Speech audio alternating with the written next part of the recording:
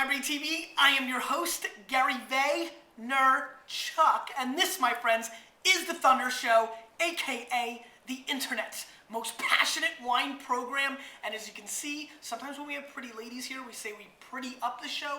Today we're gonna smarten up the show because I have an amazing guest. Look at this. I'm not even sitting in my normal left side of the table because it's a nice little couch. I'm here with the wonderful Dr. Nick Perricone. Doctor, thanks for being here. Thanks for inviting me. This is great. We have an amazing bottle of wine from his collection, a 98 Pomerol. 1998 was a very interesting vintage because it's extremely exciting on the right bank and a little bit less exciting on the left bank. So any Merlot-based wines in 98 really brought the thunder. We have a Belgrave here, Pomerol, which I'm excited to try. Came out in the 30s, 40s, now, probably $60, $80 wine. That's what happens with the Bordeaux's. But what I really wanted to do was, kind of hit me and said, time to have some education. Well, why is it healthy? Why is it good? What's good about it? And, I know about the wine world, but I definitely don't know the health benefits. I read the same stuff you guys can read, but I thought it'd be fun to have Nick here and Nick, a couple quick questions. First of all, before we get into the stuff you really know, what's your wine world like? Are you a big wine drinker? Do you drink it once a week, once a year, not into it at all? Through the years, you had a big, rally in the 90s. Where do you stand in your wine world? Yeah, right now I'm drinking less wine than I did, say, 10 years ago. Yep. Very specifically for personal reasons, but I have wine now about once a week. Okay. And I truly enjoy it. But the benefits of wine drinking are enormous. And I'm sure you've all heard something about the French paradox. And, of course. Now, let's jump into that real quick. For a lot of you, you may not know this, especially, the younger demo, the CKCs, big shout out to all of you. There was a 60 Minutes piece.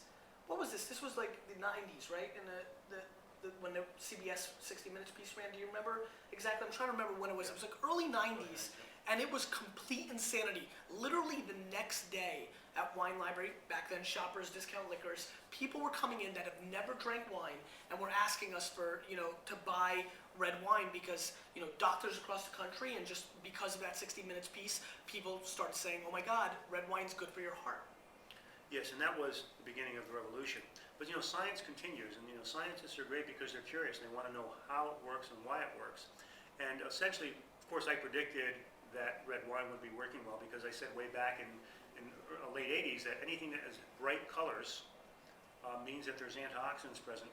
Antioxidants are natural anti-inflammatories, and processes like heart disease, cancer, diabetes, aging, those are all related with low-grade inflammation. So not inflammation like a bright red sunburn, but this kind of slow burn that's going on inside of our arteries and our brain and all of our organ systems. We want to lower inflammation, and one way to lower that inflammation is through a beautiful red wine like this. Now, the scientists have made some progress, and they're looking at a substance called resveratrol, which is very specific. I'm going to jump in here. Now, resveratrol, a lot of you have asked about, this resveratrol, insanity happened about 3-4 years ago, right? It's been about 2-3-4 years now. And it came out and people said, we pinpointed what it is in red wine that makes this happen. And that seems to be like the new topic of conversation. What is your take on that? What have you seen about that? Well, first of all, I truly always believe in getting the whole food, okay?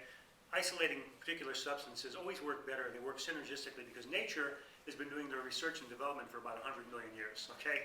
Scientists have been working for maybe a decade. And you're a big diet guy. You love talking about, the actual foods and absolutely. More so than, obviously you have a career with products and there's a lot of products in the marketplace, but you're a pretty powerful food guy. And so this is a wonderful addition to our food. So yes, there's resveratrol. It is active. It does act as a natural anti-inflammatory. But there are other factors in the wine that also can help us. Just a word of caution. I think you should drink wine with your food, because drinking wine on an empty stomach can cause a rapid rise in blood sugar. Okay. Insulin goes up, it causes a burst of inflammation. So and that's that's a very big point, because I know a bunch of you guys are drinking wine by itself. That's what happens when you're drinking at 1 in the afternoon, 4 in the afternoon, 9 o'clock in the morning on Saturdays. So you're saying by itself, from a health benefit standpoint, as much as some of the lushes out there, are excited about that, you're saying the blood sugar is a fear for you. It is. Okay, so, going to a wine cheese party, that's cool, have a piece of cheese, and drink a little bit of wine. But with a meal, it's fantastic. And so we're getting all of these effects. Resveratrol is powerful. But once again, a little comment on wine. Many years ago, a good bottle of red wine had about 30 to 40 milligrams of resveratrol, because resveratrol is a natural antifungal that the plant makes. Okay. Then the growers started using exogenous spray-on antifungals, and the actual content of resveratrol dropped from 30 milligrams per bottle to about 2 or 3 milligrams. Okay. So I kind of leans towards try to get a natural wine. So are you saying that the organic and the biodynamic wineries out there in the world are going to have a naturally higher level, 30, 40 in their bottle? They will, and That's a fun fact. it is. That's an important fact. So they said, well, Dr. Perricone, what are you doing then? I said, well, look, I'm not always going to have access to good wines that are organic or naturally grown. So I have a glass of wine with my resveratrol capsule. Is that what you do? Absolutely, yeah. Do you take resveratrol daily without wine or with the wine? I do take it daily. Yeah. Daily. Daily. One? Yeah, I take one, and I only take about. How much is it? I take about 30 milligrams. Now, all of the animal studies. I'm sorry to interrupt you because now I know they're thinking, and I'm thinking this. And is 30 equivalent to a glass of wine or equivalent to a bottle of wine? Equivalent to a bottle of wine. That's a lot of drinking. In those that are grown properly. It would be 10 bottles of wine. Could it be higher if it was really grown properly? Could it be 50, 60? It could be. It could be. It could be. Do you know what the range, the highest of highs could be? No, I don't, but I know it's, the really good organic wines where there's no antifungal activity and the plant's producing it itself. It was producing a good 30 to 40 milligrams for a bottle, and now I know it's down to about 3 milligrams in many of the wines. So the other point I want to make is all of the huge benefits the scientists are seeing when they're looking at resveratrol, they're using huge doses. They're using doses that would be equivalent to us taking like 1,000 milligrams, and you can't because... It was like you have to drink 16 bottles of wine. And resveratrol on high levels starts mimicking certain hormones that can basically feminize us.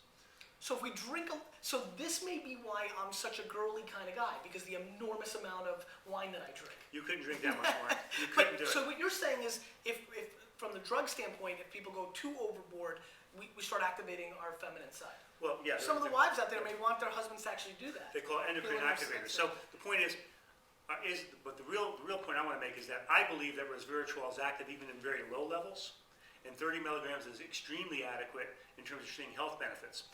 Now they're now looking at animal studies and they're bringing the numbers down to see if these low levels that we can get safely will be effective, and I think I can already predict the answer is yes. To some level.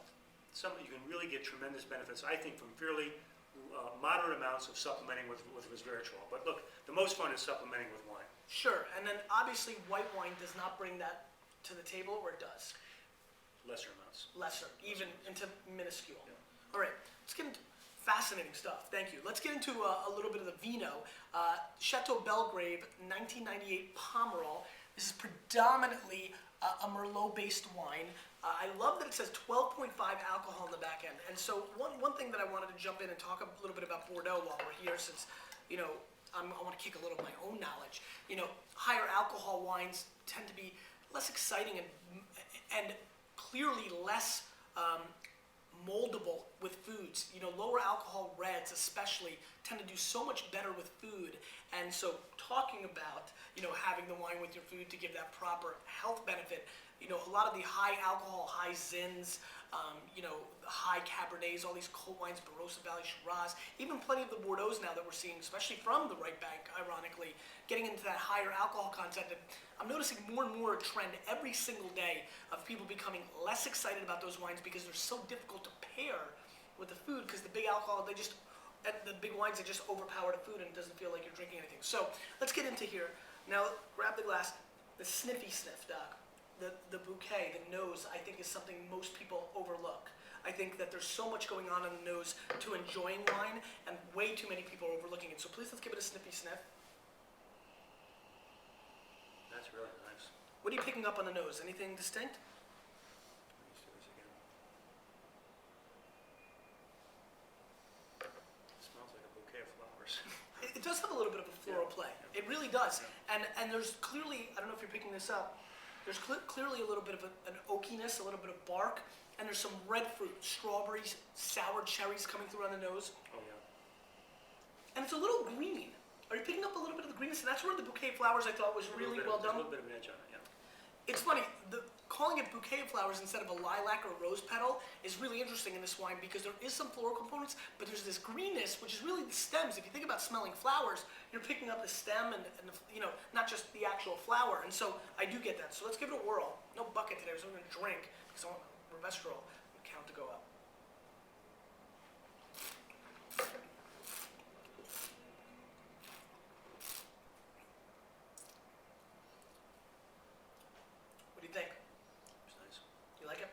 like the tannins on the back end?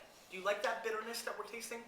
Are you a fan that likes that, or does that make you yearn for food to smoothen that I out? think food needs to smooth that out for me. Yeah, so personally. by itself, that's a little bit tougher for you It's a to... little tougher, but the flavor is it's very rich, and I'm not a wine connoisseur, so it's hard for me to Well, describe. none of us are wine connoisseurs, and everybody goes there, Doc, so don't worry about that. But it's just it's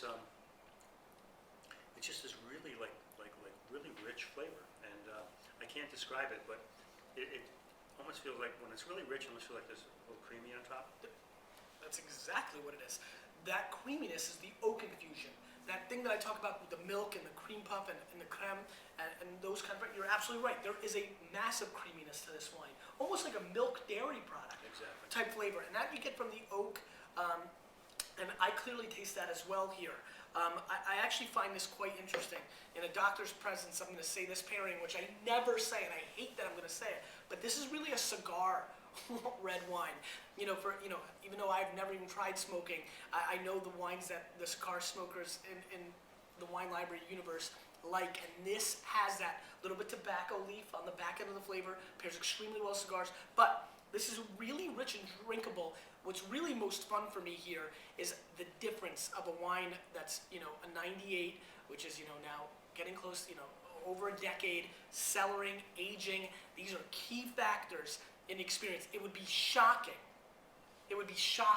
to taste this wine 10 years ago and how different it is. That creamy smoothiness you're tasting, that ebb and flow of like silky structure didn't exist. It was more bright, vibrant fruit, and it was, you were in and out. This has a great texture to it, a great amount of this beautiful tobacco, almost like tea, black tea on the back end, raspberry flavors on the front end.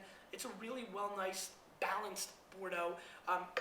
It's not spectacular, it's not the most complex wine I've ever seen, but it does go quite well. We were eating a bunch of pistachios before, and so this goes good with the pistachios. And I can't help it as a scientist. I'm looking for that really rich dark color, and just look at that incredible color. Would you consider this a rich dark color? Because it is, and there's obviously... No, I mean it's not like a... It's not pitch black, no, like a Shiraz no, or... it's not like a Shiraz, but there's... The ruby When you see edges. colors like this, this is very rich in other antioxidants and phytonutrients, and we don't have all the answers. To isolate one thing and say, well, resveratrol has all the activity, you're missing it. So do you feel there's still a bunch of things going on in red wine that we haven't totally pinpointed? It's hugely complex. This is an organic mixture that's changing through time and making new chemicals by the hundreds, and because we can detect flavors at sometimes in parts per billion. Okay? So all these organic changes are going on in there that are far complex. We don't even have a computer model that can even begin to sort out what's going on here. Do you feel there'll be a day and time as we keep evolving, and we clearly have accomplished as a human race a whole crap load, that you feel like could be conceivably in 20, 30 years, people will say, wait, what you need to do is wait 6 to 7 years cellaring for a red wine, and that's when this chemical kicks in, and that's when it really gets healthy. That's exactly happening, and maybe 1,000 years we'll be able to synthesize something like this. I'm not going to be around for that, Doc. I'm a bit upset about I'm working on that. Yeah, you very much are. You very much are. What else is going on with you? Is there anything else in the food and wine world that is fascinating? Yeah, absolutely. We're learning every day that foods have this tremendous power to affect gene expression. So can you imagine? Like this kind of gene expression? Actually, Because these are pretty dark and I like them faded. No? Yeah, as a matter of fact, Not that, expression of right? the gene might spill a little wine, but Right. your genes and how they're expressing production of DNA, which then of course translates to making proteins in your body. We always thought that was this huge program that could never be altered. Foods affect that, and so this affects gene expression in a positive way. It's going to actually downregulate genes that may actually be pro-cancerous or oncogenic, upregulate protective programs, because that's what all anti-inflammatories do. So we're now looking at things like broccoli and cauliflower and Brussels sprouts, hugely powerful because they contain sulforanes that can turn off switches. Cinnamon, incredibly powerful. I'm working on a study right now. I'm trying to get it started for cinnamon against melanoma, deadly skin cancer. Wow. Turmeric or curcumin, powerful in terms of protection against Alzheimer's disease. So foods are tremendously powerful, can actually affect your genes in a positive way. And that's what we're learning as physicians. So the future's looking very bright, and it's a natural way. If it's physiologic, nature's been doing research for 100 million years. Science has been around for about 2,000 years. Who are you going to trust? I'll go with nature. That's a very good point. I'm going to score this wine 91 plus points. I think it's spectacular. It's drinking amazing now. If you have the ability of finding this wine, grab it, drink it.